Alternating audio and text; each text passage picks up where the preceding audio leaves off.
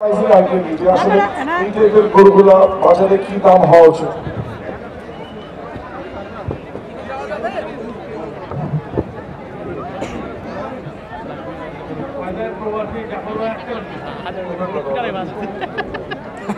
এটা কিন্তু 715 KG 715 KG.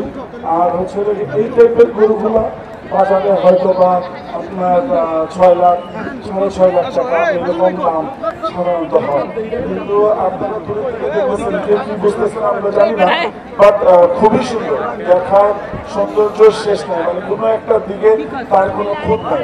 যেমন দাঁড়ানোর স্টাইল, আমাদের খামারদের কাছে একটা ইম্পর্টেন্ট অ্যাসপেক্ট।